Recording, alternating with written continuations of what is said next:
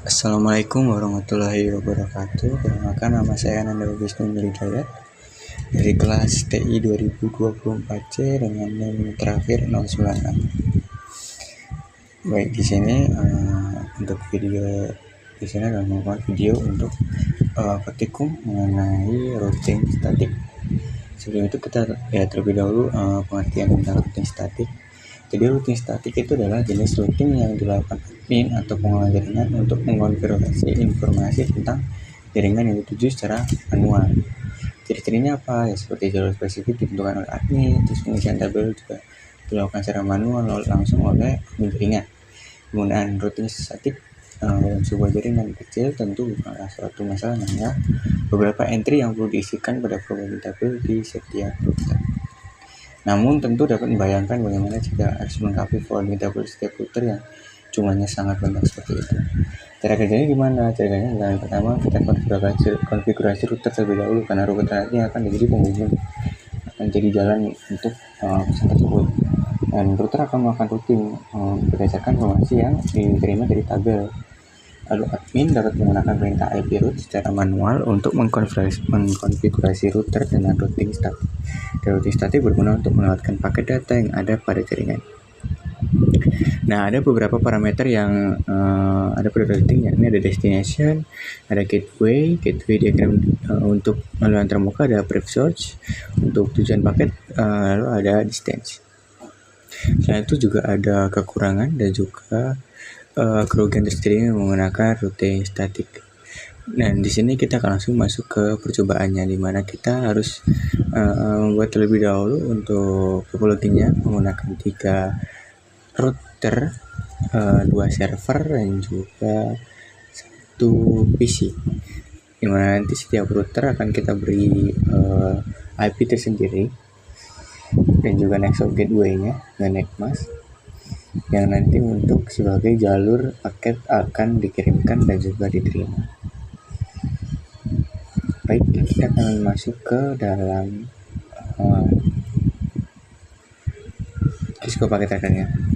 Yang pertama di sini sudah tentu ada 3 router seperti yang dijelaskan tadi, 3 router, 3 PC dan juga 2 server, di mana setiap router ini telah diatur masing-masing IP dan juga gateway-nya untuk menjadi jalur pesan nanti akan berjalan. Ya, seperti pada router 1, dengan di sini flash ethernetnya diatur dari IP 192.168.162, lalu flash ethernetnya satu kali juga diatur 192.168.162. Lalu di sini juga serial untuk mengatur jalannya nanti 13 dan sebagainya. Sama juga seperti router kedua,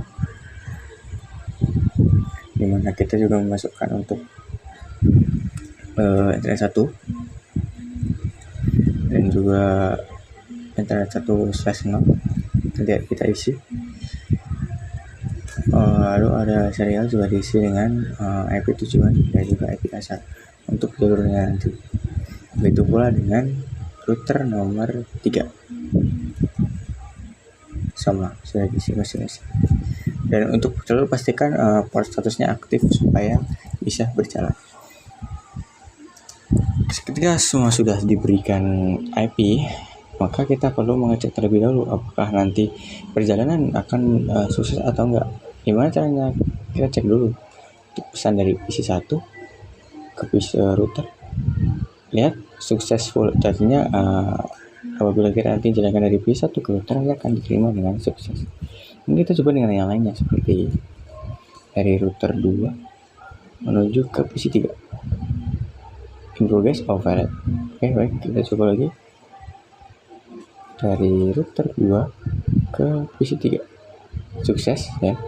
Ini nanti perjalanan dari sini ke PC 3 juga akan sukses. Bagaimana jika dari server ke router 3? Apakah juga akan berjalan seperti sama? Dan terlihat sukses juga, sehingga apabila semuanya sudah sukses, kita bisa mencoba untuk langsung melakukan simulasi bagaimana kedua router ini bersambung untuk mengirimkan pesan. Misal kita akan melihat bagaimana simulasi ketika kita delete terlebih dahulu. Oke. Kita akan melihat simulasi bagaimana ketika kita akan mengirimkan pesan dari PC 1 menuju ke PC 3. Kita akan mulai melihat terlebih dahulu. Di sini nanti akan di router akan terlihat bagaimana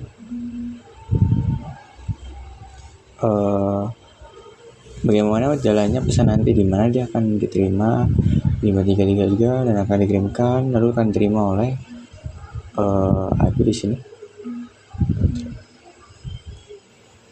Akan diterima oleh 192.254, diterima oleh 2333. Kita lihat ya, kita akan jalankan terlebih dahulu, dimana akan memberikan ke router PC 1 dan router 1 akan memberikan kepada router 2, yang router 2 nanti akan memberikan ke PC 3. PC 3 akan kembali kepada router 2 dan akan mengirimkan kembali ke router 1, serta akan kembali secara sukses kepada PC 1, dimana kita bisa lihat di sini perjalanannya, itu address-nya tadi 433 melalui jalur 13 3. Jadi begitu. Router ini untuk routing statiknya berfungsi untuk memberikan jalan pesan untuk lewat. Bagaimana apabila kita melihat kita delete dulu. Kita lihat bagaimana jika kita mengirimkan dari PC 1 menuju ke router. Nanti router akan menerima router 1, akan diterima oleh router 3, ketika melalui router 1, dan router 1 akan mengembalikan ke PC 1. Itu juga masih bisa melihat untuk bagaimana perjalanannya, dimana nanti 333 akan melewati 13 untuk mencapai ke router 3 sini, untuk melalui jalur 13 dari PC pertama.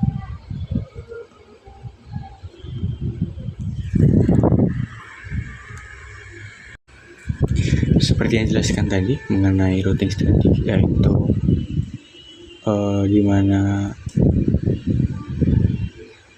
konfigurasi router dapat dilakukan oleh admin jaringan, sehingga kita akan mencoba untuk mengatur apakah bisa ya kita ingin mengirimkan dari PC 1 ke PC 3, namun kita akan melalui router 3 terlebih dahulu.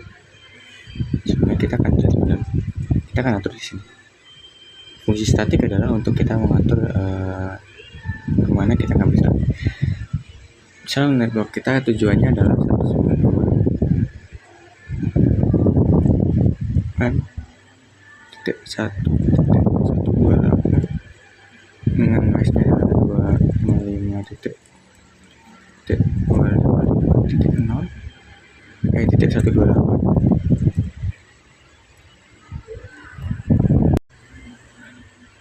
dan akan melalui garis 13.3. Oke, kita akan tambahkan dulu. Sekarang kita akan coba menggunakan dari PC 1 ke PC 3. Kita lihat dimana PC 1 akan menuju router 1. Router 1 akan menuju ke router 3.